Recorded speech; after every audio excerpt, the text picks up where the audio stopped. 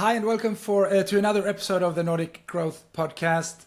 This is the podcast where we meet with exciting guests and interesting people who actually have. It's actually going to be a lot of different topics, but it's going to be focusing on growth. It's going to be focusing on how to build companies and the learnings and key takeaways. Today, I have. We actually used to work together, Hope, you and I, in the beginning when you started to use HubSpot, basically one of our first clients, I think, like at least one of the 5 first clients. And you've been on a journey. You've 10x'd basically your let's say you went from 30 million in ARR to 300 million. In a period of time. So yeah. I love 10x. I love working smart and working efficiently.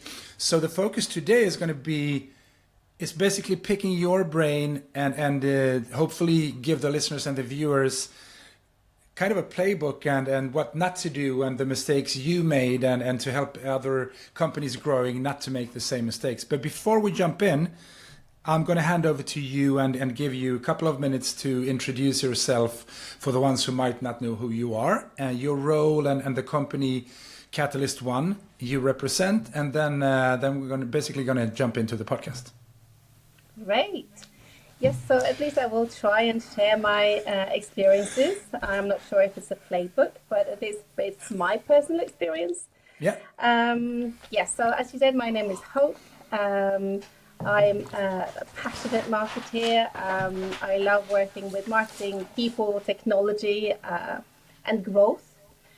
And I've been in technology companies more or less my whole career, building and developing and growing. Some of the companies have been early stage growth. Others have been more advanced in their growth journey. But yeah, it's been more or less about growth the whole way. And I've almost stopped counting, but for the almost past 20 years, I've been in the SaaS industry, almost before it was called SaaS. Yeah. So that's been a really, really fun journey to be on. And now I'm at CatalystOne. And that's where we met first, Oliver. Yep. So I started in CatalystOne, came in there in 2016, which was kind of the early stages of growth in CatalystOne, I would say. It's the very beginning of the journey that we've been seeing from here. And for those of you who don't know CatalystOne, we're a SaaS company. We're the leading Nordic provider of HCM solutions, human capital management solutions, meaning that we provide software and tools for HR and IT and managers to automate processes and to secure and maintain their employee data and follow up their employees so they can succeed with their business goals, pretty much. Yeah, and I just wanted to mention that you said it, Oliver, that we just started out with HubSpot, which was really kind of the very beginning of our inbound marketing and content marketing journey in CatalystOne, and we've kind of developed from there. It's been a couple of years. It's been many years. We onboarded as a HubSpot partner in 2014, I think. So it's 11 years and counting for us as well. What have you seen like when you started to like there was HubSpot, we helped you to implement the system, the tool and the processes around it. And then you kind of took over by yourselves, which you are doing still tremendously well. What were the like when you got the role, you got into a CatalystOne. We onboarded you in HubSpot. Everything was in place. What like your thoughts in like this is the way we're going to use this is the way we're going to grow, and what actually happened? Do you have any like for the ones listening who are implementing HubSpot and doing the journey by themselves? Do you have any key takeaways? This is what you need to think about. And these are things I thought were going to happen and that did not happen. Like, let's start there. Like, quick takeaways. When you go back to 2016, like, what are you thinking today, many years after? Yeah, I think the first thing is that it never turns out the way you think it's going to be. Yeah, that is true. So you start out with a playbook and you think that you have to map out all the little details. But I think my recommendation would to maybe, learn more as you go and see where it takes you. We've gone from implementing HubSpot, focusing only on a fairly simple CRM and marketing automation. We're also hosting our website in HubSpot, so it's a very close, lovely ecosystem for the go-to-market toolbox. And the way we've developed it over time is that we've onboarded more and more parts of the organization into HubSpot, so that we can all work with one source of truth when it comes to customer insights. So that has really been a journey for us, and it's not done overnight. So to have kind of the one master data place to go to for everything customer insights. And let's stay with the data. I think this is super relevant. The way when we talk to new potential clients and ones who've been using HubSpot but really can't maximize the tool in the most efficient and the best way, I always say exactly as you, and this is the way HubSpot put it: one source of truth, 360 customer journey, everything in one place. Before you kind of understood and landed in the fact that you needed to do this to get, like, what would it look like? What did it look like before? Like, did you have different tools and systems? Well, tell us about the challenges and what made you actually decide we need to have everything in one place. Yeah, I think it's a matter of having a very scattered system landscape. You have one tool for sales and marketing, you have another tool for customer success, finance, they have their own systems. And for a while, none of these systems really talk to each other. So at some point, we took a look at this and thought, well, this is not really working out, because we don't have that complete overview of the whole customer journey. And we don't have that single source of truth, which makes it really, really hard to align, across the different parts of our company. So we started bringing the customer organization into HubSpot, working on processes and how they will work with data in HubSpot and not their own tool. We brought finance into the loop. We have managed to now integrate both our licensing system, the system that we use for invoicing. So everything is now connected. So even though not everything is in HubSpot, everything is connected through integration. So we have a coherent flow of data. And did you do this in any sequential way? Like, you started with marketing, you added which part of the hubs, now that we're talking HubSpot, like which part did you add in which sequence and why did you do it that way? And do you have any learnings on how to think about that? If you start with, for example, some companies start with Sales Hub, which is the CRM, that's sales part in HubSpot, and others start with marketing. We actually have a few nowadays who do sales and customer success, like Service Hub, and then they add marketing. In which sequence did you do it, and what would you recommend a company in your size or any growing company? Yeah, we started with a classic go-to-market point of view. So Sales Hub and marketing, and then we've onboarded the customer organization, so customer success. We've also onboarded support, so they have insights that run across the tools that we use in our support organization, that we also have data flowing between HubSpot and those. Finance, I already mentioned, came next. So it's been sequential, and it's a huge task. So you can't do everything at once, because we're not only talking systems here. We're talking people, and people need to get used to working differently. And that's not done overnight. So we need to work through the routines and the processes and what makes sense for every single part of the organization to get what they need. So and that's very, very important, and I totally agree with you. Even though you can invest in a platform like HubSpot to do everything, it's not a good idea to do everything at once, as you said, because it's very easy to focus on the tools and the systems and say that now we've invested in a pretty cool system, a tool, and everything is going to be okay. The thing is, as you just mentioned, people and processes. Like, people are part of this. People don't like change. People don't want to put into a box and do stuff somebody else told them to do.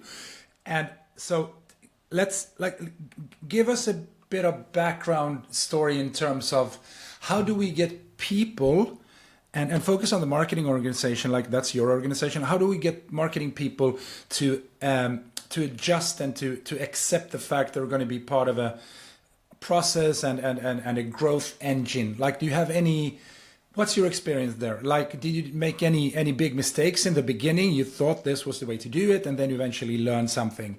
What about people and processes and the way you work together? Yeah, I mean, when we started out, we were pretty much a classic kind of lead generating marketing organization. And we've just, started to using this new tool, HubSpot, and had great expectations and hopes to what that would mean for us. And it really was good because it really started that journey, as I mentioned, about using the inbound methodology, working more strategically with content marketing, which has really, really been working out super well for us, I must say. But we had to make sure that we initiated a tighter collaboration with sales for once. That was super important, and that's something that we continuously work with until today, which is really important.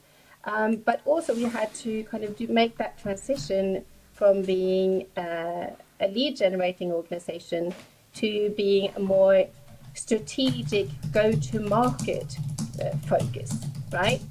So not just hand to mouth, do we have enough leads in the pipeline right now, but to think more long-term, to have a more strategic approach to how we worked, how we want to approach the market, how we want to approach our target group. So I would say to come in and take that step back and look at, okay, so who's in our ICP? Who are the personas that we're talking to? And how do we approach them? What kind of pain points is it that they would like us to help them solve? Because no one wants to be pushed, a product that they don't necessarily understand what they would need it for. And especially back in the days, still a little bit of an immature HCM market in the Nordics. I mean, we work towards the mid-market, which is like a few hundred employees to a few thousand employees, typical companies. And it takes time to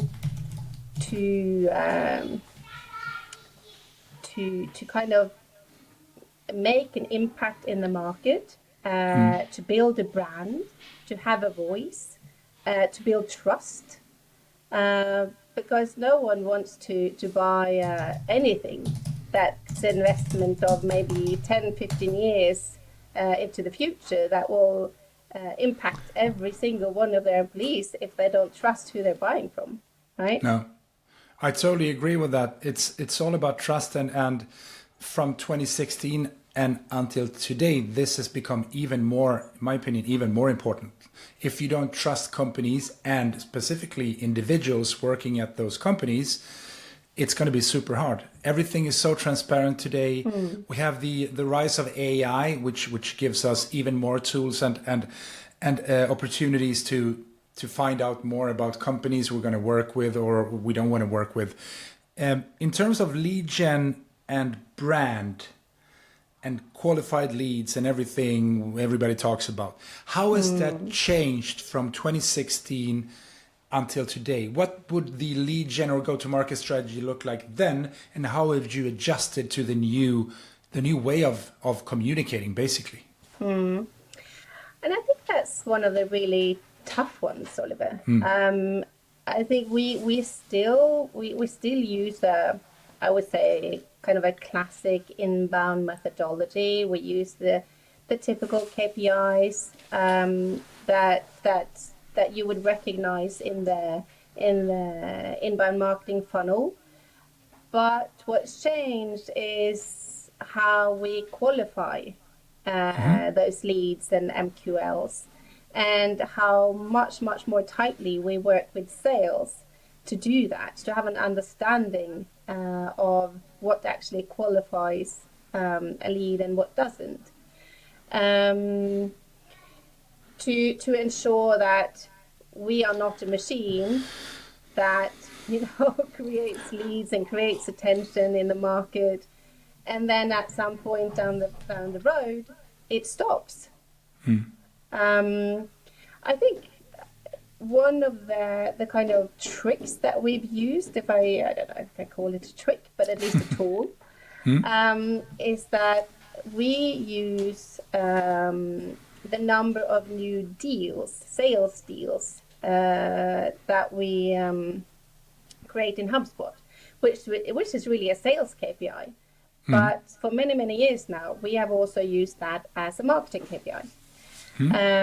So that's really what drives everything that we do from a new sales perspective, is kind of, okay, so how many new deals do we need to create and fill the pipeline with together with sales to be able to achieve our goals? It's exactly, because no one in the sales department will open a new deal and commit to this if it's not a qualified potential opportunity. So that's a really good KPI, because this aligns the different departments. Do you still use BDRs, SDRs, like digital sales resources, and how has that changed since you started doing this? Very good question, because that has been a journey for us. Yeah. So we started out without any BDRs or SDRs, and then we tested it out having the SDRs in sales. Then we tested out having SDRs in marketing. Then we went back to not having any SDRs at all, because it's really hard to succeed. And I think the one thing that made it challenging was that, for one, we deal with personas who are in the C-suite. And it's very hard to be able to have a meaningful conversation with C-suite profiles without having very in-depth knowledge about their pain points, the markets they're in, our product offering. So it needs to be quite a senior conversation to get them on board, spending time with us on that conversation. So that was one thing. Another thing is that we didn't really have the size to create a team that could support each other, because it's a tough job being an SDR or a BDR. So that was kind of the two things that we couldn't really find a good answer to. However, what we have done is that we have transitioned from being a marketing organization that's gone from local marketing, with local marketing managers, generalists who kind of own their own geography. And then we transitioned over to central marketing, because I felt it was really important to build very strong core expertise in each of the marketing disciplines. And I'm a true believer in building strong in-house teams. So And when we did do that shift from local to central marketing, we did that knowing that it could be a risk of creating a distance between marketing and the local sales teams, which happened, unfortunately. Yeah. Even though we tried to avoid it, we did see that we didn't quite manage to keep that closeness to sales. Why do you think? Why did that happen? Yeah, I think it's because when you move into a central organization, you get absorbed into your dedicated role more than being as close to sales as you used to. I think perhaps it's a journey that you have to kind of work through to build a strong marketing organization. But obviously it's not good to kind of drift away from sales. So what we've done is that over the past couple of years, we have added another layer to marketing. So in addition to the central team, we've also built a regional marketing team, which is a team where we focus on account-based marketing and local events. So we have ABM specialists now working super closely with the local sales team. So I think they more or less consider themselves part of sales, which is great. Yeah. And that has really closed that gap between marketing and sales. It's working really well. This is very interesting because you hear from all kind of companies and parts of the industry about account-based marketing and then you have sales and marketing and revenue team. I'm talking a lot about, for the last couple of years, a lot about revenue teams and the fact that you need to have people who are good at specific things working together and setting up campaigns and reaching clients. I really love that the ABM specialists, and that's kind of like you said, they're almost part of the sales team. Have you also thought about, are you also thinking about revenue teams, or you still have sales and marketing, or do you call it something else? Like, do you call them ABM teams? What would be your name? No, we still call ourselves marketing and sales. So okay. we don't have revenue teams per se. But in a way, it works a little bit like that in the way we work from day to day. So we have most of the central team is now also centrally located, which wasn't really a very strategic move from the start. Because I'm used to working with distributed teams. I'm very comfortable, having teams scattered around in different locations. But for the central team, over the years, we've moved to having the most of the roles, at least, in one office, which makes communication easier. But the ABM specialists, they sit out with. In each location, they sit with the sales teams.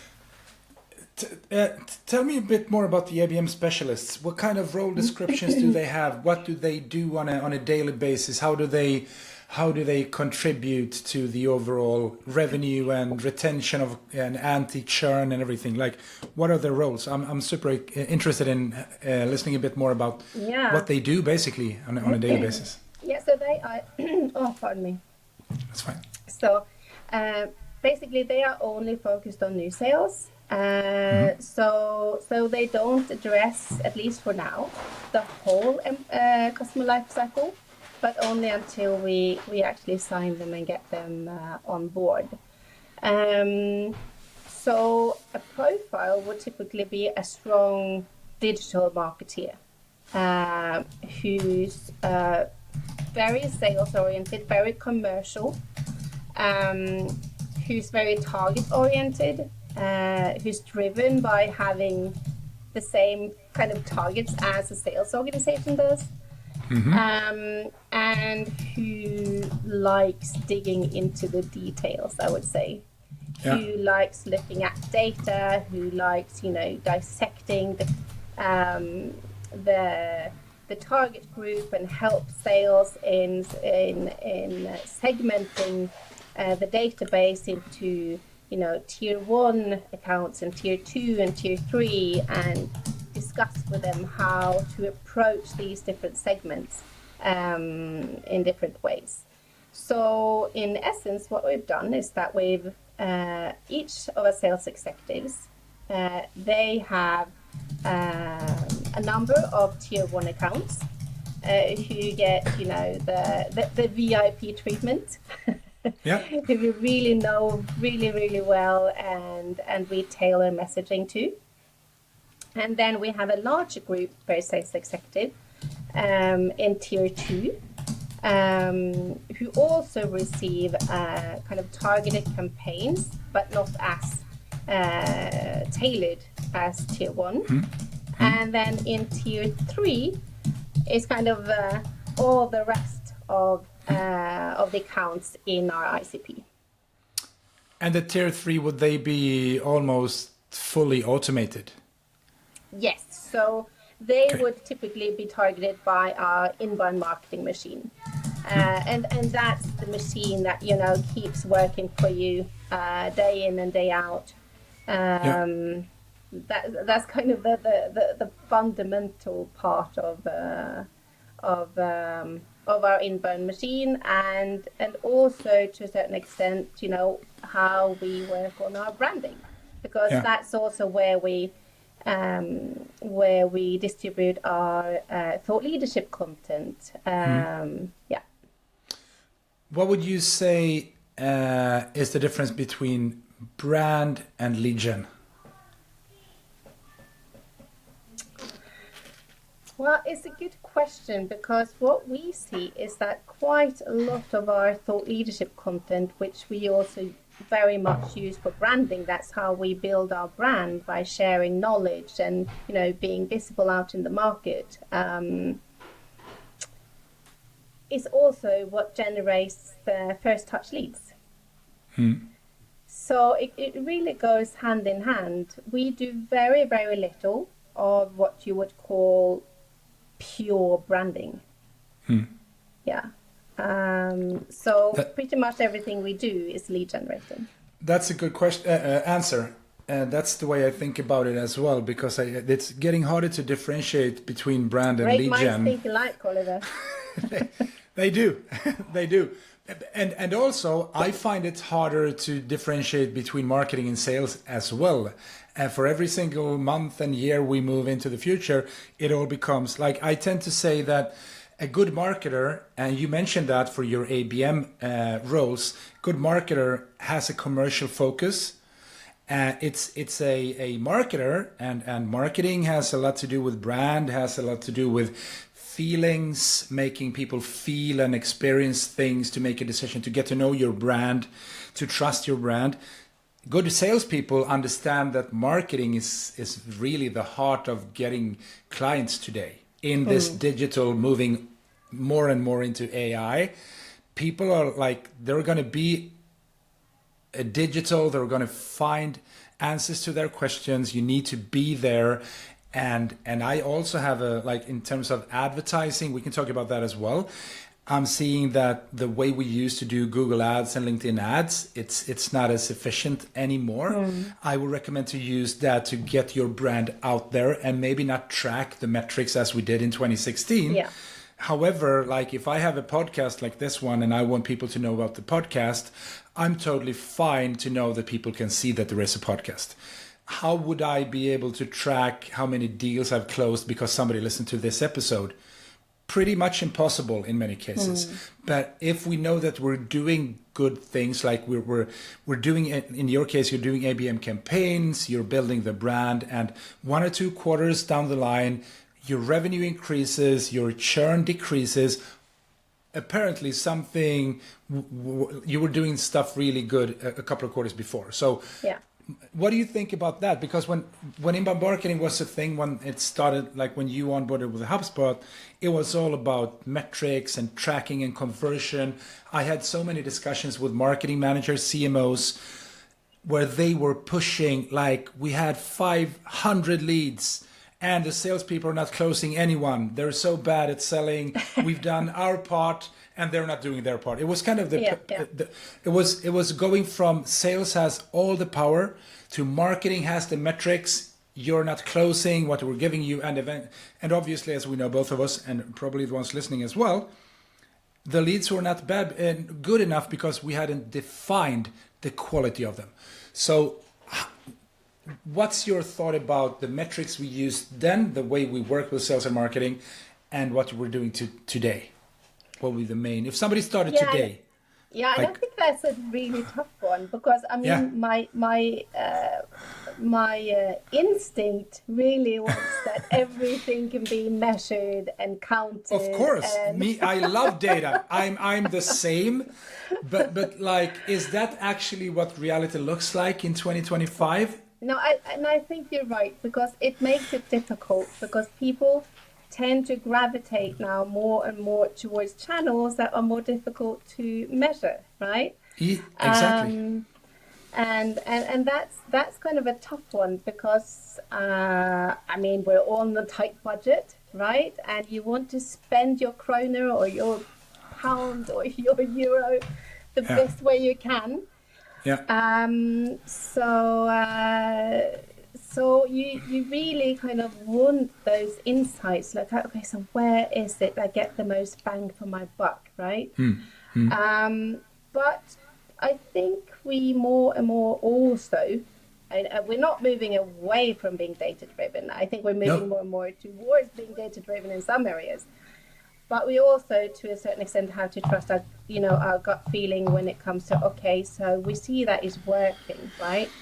Yeah. And we have to create content and communicate in a way that brings value to those who are listening. And I think the core of that is knowing who's listening, or at least who you want to listen. Yeah. So you need to know your audience really, really well, because if not, then you will end up with, poor leads again in your pipeline. Exactly. And so let's say that you're putting together an ABM campaign, or let's say a campaign. What would that look like? Let's say that you have a list of 25 enterprise companies. You wanna do business with those logos, those companies. What would what would the process look like? Who would be involved from sales and marketing? And would you do internal prep meetings? Would you define the results and the KPIs? Shortly, like, what would that process look like to launch an ABM campaign? Let's say that. Yeah, and that's what happens. That magic happens between the ABM specialist and sales, typically. Okay. They sit down, they define the target groups, they discuss, if it's sliced or diced per industry or per size or per something else. But some similarities in a group of accounts. And then there's research time. You have to find out, so what's their pain points? What does the market look like for them? Are there any, we're in a time now where geopolitics are just going haywire, right? So is this a target group that is in a way more affected than other by things that goes on, externally in the world? You need to know these things. You need to try and understand. So, what are their worries? What's keeping them up at night? And how can we help? Who's doing the research? It's a combination between the sales executive and the ABM specialist. In which to which extent do you use AI to do some of the research and potentially even the reach out, like ChatGPT or similar tools? Breeze, which is built into HubSpot, like, are you using AI? I guess you are. And to which extent do you have any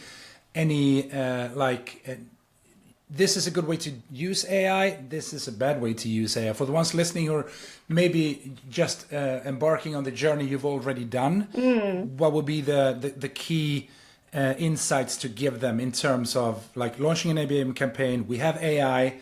In which way should we maximize it or not?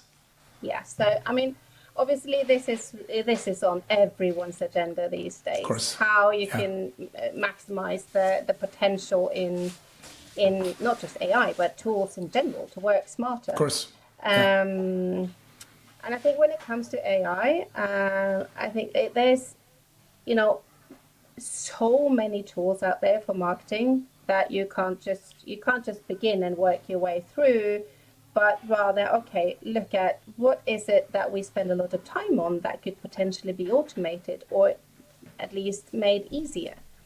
And I think for one, just using ChatGPT, we have a corporate account, so we can use that safely. Is a very, very good tool for research, for suggestions for content, for drafts, for just insight gathering, to give you frameworks more quickly. I think to get you started is fantastic for that. In every way, I would say. What we've also done is that we've built a bot that we've trained on our tone of voice, so it's quicker and easier to create content in our tone of voice as a first draft, which is a huge help for marketing. But also, we haven't rolled it out in the rest of the organization yet, but I'm thinking that it will also be a great tool for the rest of the organization, because it's not only marketing who creates content anymore. Content is democratized, so we have to help them. It is, and it's a funny thing with content, because we used to complain that people posting things on LinkedIn, there were misspellings, there were bad grammar, and nowadays people are complaining because it's too good grammar, because it's ChatGPT and we have the dashes.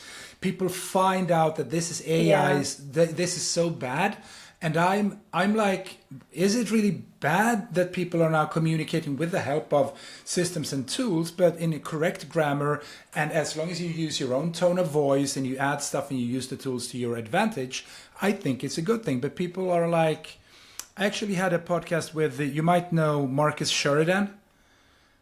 So he's one of the pioneers in content marketing. He said that people go through, I think it was 4 transitions when new tools and technologies emerge. First one is that they say, this is not for me. I'm a marketer, I'm a content producer. I do not use robots and AI. This is my work. I'm an artist. Like, I'm not using this.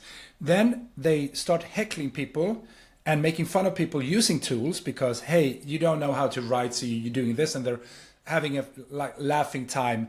Third one is where they start to understand and getting a kind of panicked because they understand that I should be using AI to help me in my role, to make me even better.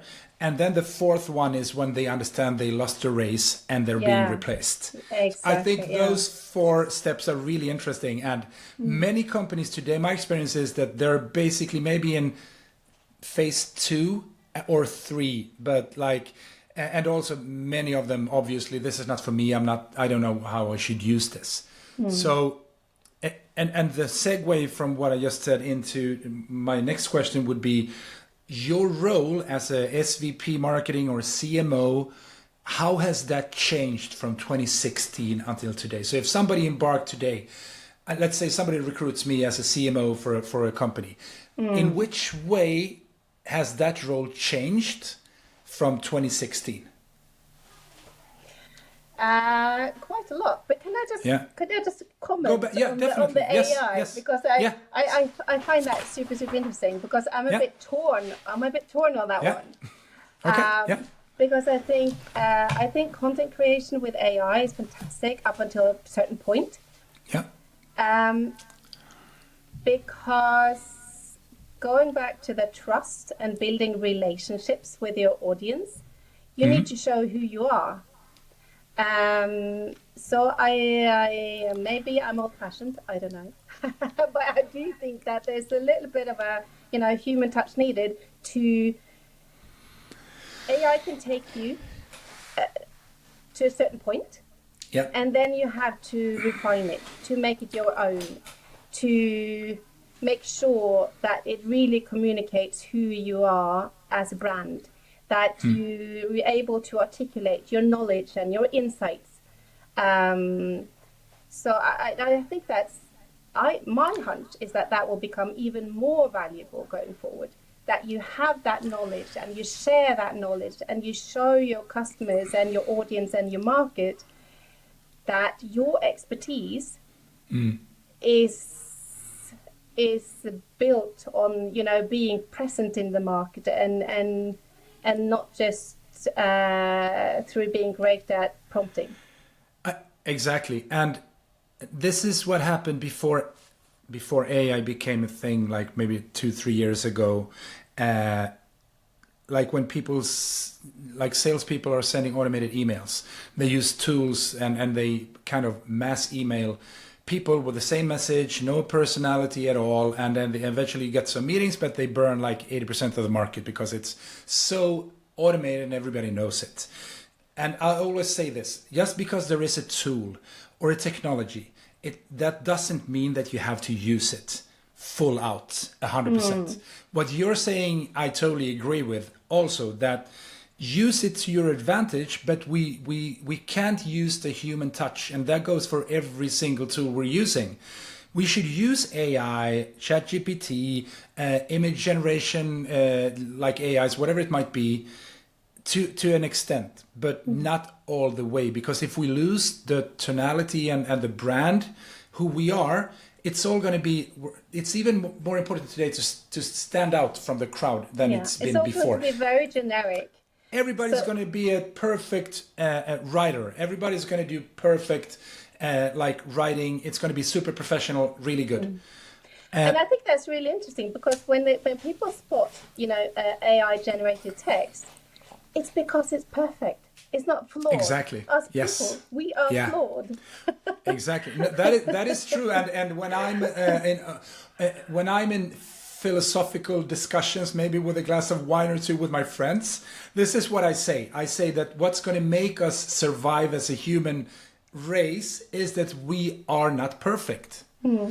We are illogical. We are not making decisions based on data and numbers all the time. We are very emotionally driven. We make bad decisions because we feel something. And AI will never do that.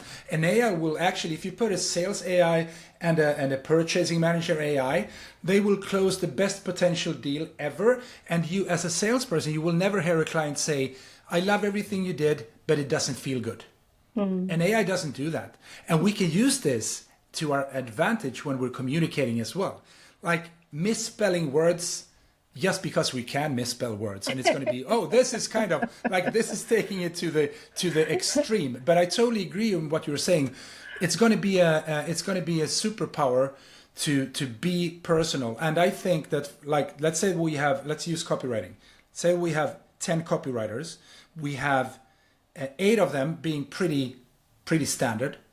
They're going to be replaced by AI every single day of the week. We have 2 of them who are really, really good at what they do. They're going to maximize AI, and they're going to run so much far ahead from the other 8, so they're never going to catch up to them.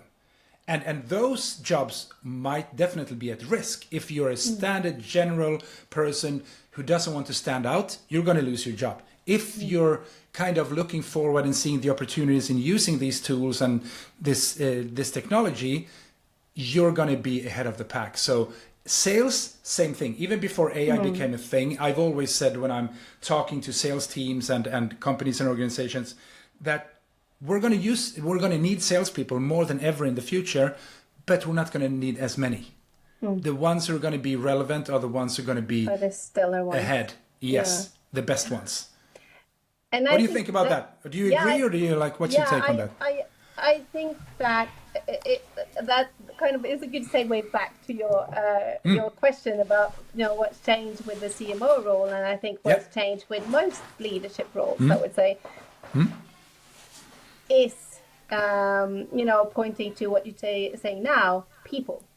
People, yeah. I think being able to put together teams with the right people it's always been important, obviously, but it's going to be even more important going forward.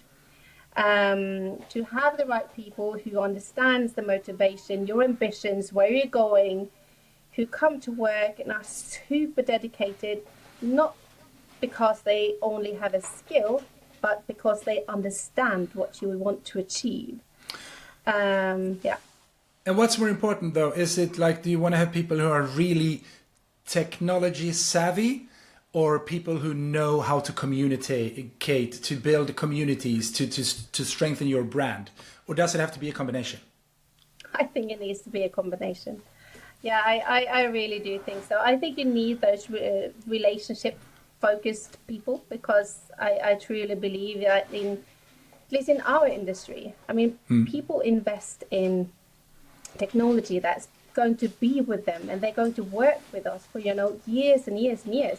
We have a span, like we say, that every new customer that we acquire, our goal is to keep them for at least 10 years. And that is definitely an important choice for the customer as well. So they have to choose not only technology, but people that they would like to work with, that they like to work with over a long period of time, that will support them on their own growth journey and where they want to move, which direction they want to move with their strategies.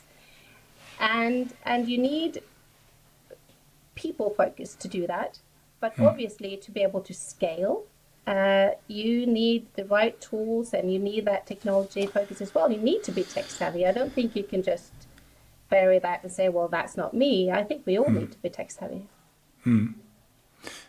What is one hard truth about growth that nobody talks about? Like, we're all talking about growing the companies and scaling the company. Everybody's happy, new revenue, new clients. We've been on a growth journey, 10x, whatever. What is the thing we never talk about? You've done this. You've gone from 30 to 300 million. Like, what are we missing here? Is it just a simple journey forward, or are there things we're not talking about that we maybe should in terms of growing a company? Challenges. Yeah, I think one big challenge about growth is that you can look at it both from an internal and an external point of view. From an internal point of view, I think growth, it puts your flaws in the spotlight. So if something is not working, and you press on the accelerator to go faster, then it will be very visible what's not working. So you need to address that. Whether it's how you work as a team, if you work with the right channels, if it's your messaging, if it's your lack of having the right ICP, whatever it is, you need to address it. And the thing is that growth, from my experience, goes in waves. So once you've fixed it, you can't kind of say, okay, done. Then a period of time will pass, and then you have to do it again.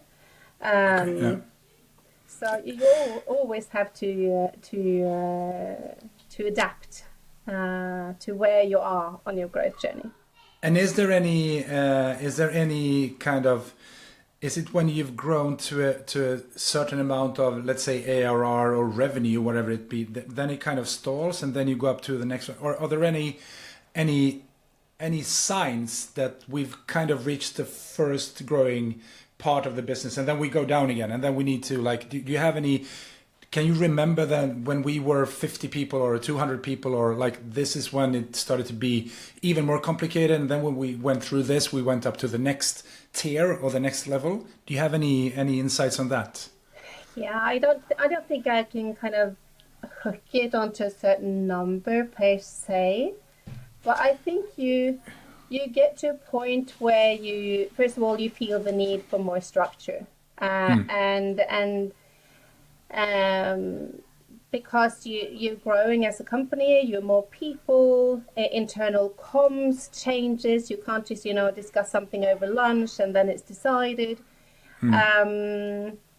So there's a lot of, aspects of growing that you need to keep an eye on. But I would say that yes, you need structure, but make sure you don't get too structured. That was my exact no. And it's if there was a playbook and a checklist everybody could follow, everybody would grow a company every single day. It's super easy, yes. Yeah. And what's easy in life is not what's no, exactly no. So again, like.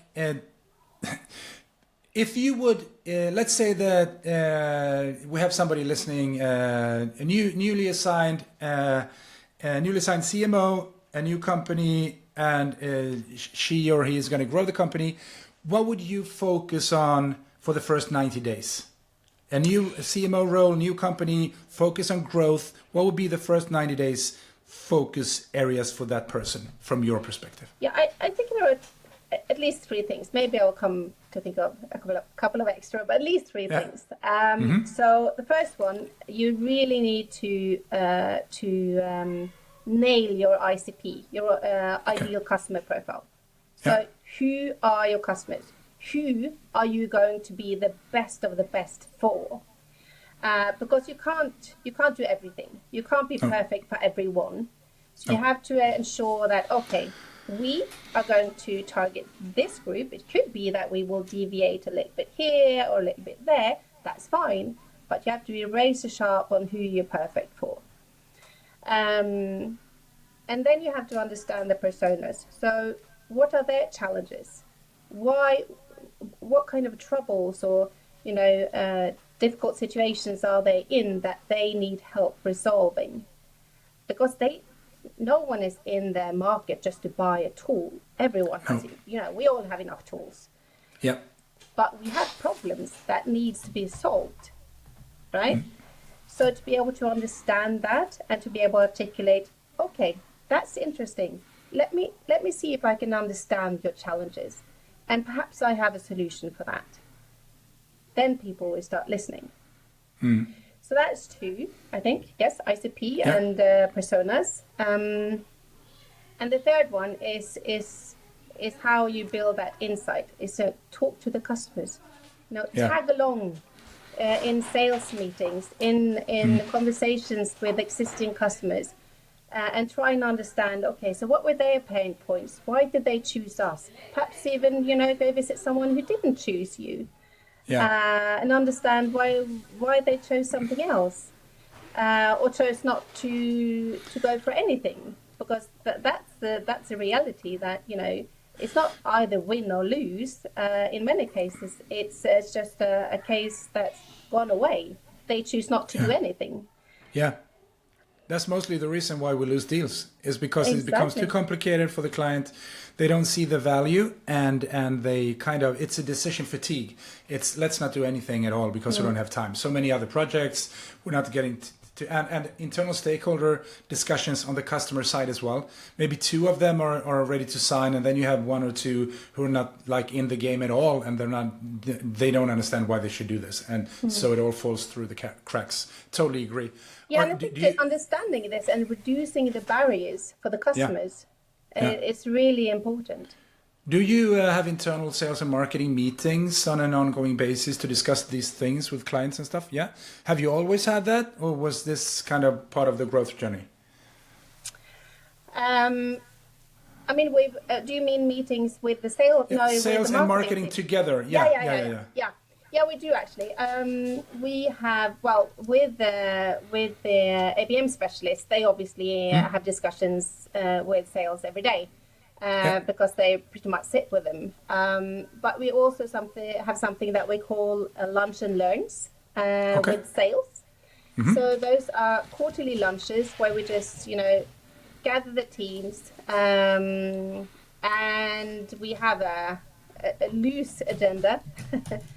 But it's more or less about, trying to surface what's happening in the market, what are potential customers saying, what are their pain points.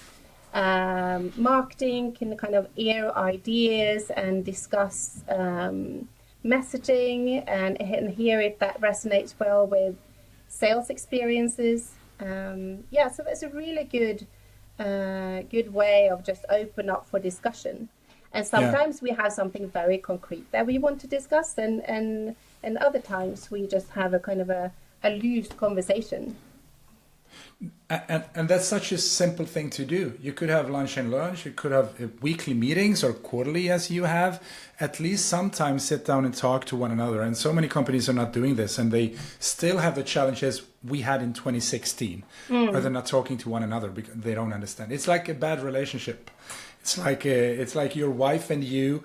I and my wife and myself, we have the same goals, but we don't know how to get there because we're talking about different things. So that's super relevant and really good advice. And I think also that, and that's very much on the level where everyone are involved in the discussions. But I think also that my colleague in sales, who's SVP sales, we always make a point of having we always have joint go-to-market strategies. We align our goals. When we present for the board, we usually do it together. So I think it's a very important mindset that sales and marketing is one team, is a go-to-market effort here. Did you used to have challenges from a marketing side to get the SVP sales to listen to you, like way back? No? That's Luckily, good. No. Probably because we onboarded you. That's that's really and why is that? Because I would say that in 9 out of 10 cases, somewhere in the history, there were issues and friction between the departments. What did you do from the beginning? Yeah, I think, I like most marketers, I have previous experiences where that unfortunately has been the case, where there's finger pointing and you did this and you did that, and we don't reach our goal, so whose fault is it? Fortunately, my colleague Trond and I, we started almost at the same time, so we've kind of been pulling this cart together and been on this growth journey together from way back in 2016 or early 17. So I think that really helps. We were onboarded at the same stage of our growth journey. We had the same ambitions and the same understanding of where we want to go, which is really important. Obviously, that is not always the case. People come and go, as we all know. So I think just really to bond with your counterpart in sales and understand that marketing and sales is just two sides of the same coin. Exactly. And it's marketing is just a little bit earlier in the sales process. Because I definitely believe that's exactly how it is. We're all in sales. Yep. Okay, before we wrap up, it's been a really interesting and very insightful discussion. So thank you for that. I have if you would go back to 2016 and you could choose one thing to do that differently, what would that be? And the second question is, if you would give the listeners one key takeaway to implement tomorrow in the role of a CMO, for example, responsible for growth, what would that be? So if you go back, what would you do differently? And then what would you give the listeners and the viewers moving forward? Yeah, I think going back, and hindsight is always 2020, so it's so easy to say if I did that. But I think to onboard more of the teams into HubSpot or any other core tool that you're using in your go-to-market motions, if you have that single source of truth, it's just so much easier to work and to be aligned. And now, I mean, we have more or less only talked about new sales, but cross sales and retention and creating advocacy amongst your existing customers is extremely important, and especially for us in the SaaS business, because I mean, You onboard the customer once, and then you're going to keep them for 10, 15 years. And that's where your revenue engine is, right? So you definitely want to grow your customer base and to be able to then keep your data in one place and have the same view of the customer is so beneficial. So I would probably have started that journey a little bit earlier. But as we talked about, you can't do everything at once. So but probably prioritize that as a natural next step. Perfect. And the second one was what what could you implement tomorrow if you've been listening to this? What would be the one thing you would tell people, go do this tomorrow, you will see benefits at once?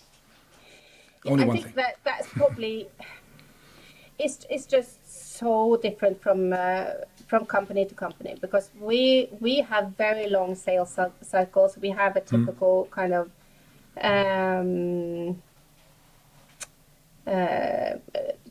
top of a product that takes a long time to understand and sell. So we need to work very long term. However, I think in whatever industry you're in, if you understand your target group, that will make a huge difference. So know your ICP and know your personas, and drill down into what is it that you can do to help them solve their problems. Exactly. Don't talk about yourself. Talk about how you can, help them solve their challenges. Yeah. As you said, nobody is looking for your product and looking to buy it from someone. Everybody has a problem. And my experience is everybody has a problem, but they're kind of trying to solve things around the main problem. So if you can communicate, like, what is the main problem you're trying to solve, and not the kind of the symptoms around it, you're going to strike gold, because this is not very common for companies to do when they're communicating. Most of them, and this is both tragic and still good, because my company has a lot of work to do. I have a lot of speaking assignments and stuff. I'm talking about the same things today as I did like in 2013, 2014, Isn't which that is interesting? It is super interesting. And this comes back to us being people and humans. It's like, we want to talk about our products. We want to talk about ourselves. We want to tell everybody how awesome our products and our offerings are. But what if, like, most of the ones we're talking to they're not open to buying. They have a problem, which is in many cases the wrong one, because they don't know what the real problem is. We as vendors, as companies who are selling products and services, we know the real problem. So we need to, as you said, we need to be on brand. We need to communicate. We need to make them feel things. We need to give them examples. We need to make them understand what the real problem is. And eventually they'll understand that they need a solution. And if they know that they need a solution, they'll look for a product or a service to help them to solve that. It's really simple, and that's why it's so hard. And I think, that's true. And I think from a vendor perspective and a sales perspective, that if you've been able to build that relationship and create that trust by helping them to actually understand the real problem, they will turn to you for the solution. Exactly. That is so true. Perfect. Thank you so much. If people want to connect with you or CatalystOne, where can we find you? Definitely on LinkedIn. I would love, more great connections on LinkedIn. Hope Mears Østgaard, you will find me. Not many of those out there. So I'm sure you'll find me on LinkedIn. And you can also reach out to me on email if you would like to do that. hope@catalystone.com. Perfect. So yeah. And if anybody wants to talk about HubSpot or sales and marketing and business development, just Google my name. I'm all over the place after all these years I've been doing this. Struct Sales is the company. The Nordic Growth Podcast is this podcast hosted by myself and Struct Sales. And Oliver Lopez on Instagram, LinkedIn, and our website, structsales.se. Thank you, Hope. It's been a blast. Again, it's been a long time. So happy to have had the opportunity to have this discussion with you again. Thank you so much for inviting me, Oliver. All right. Bye-bye.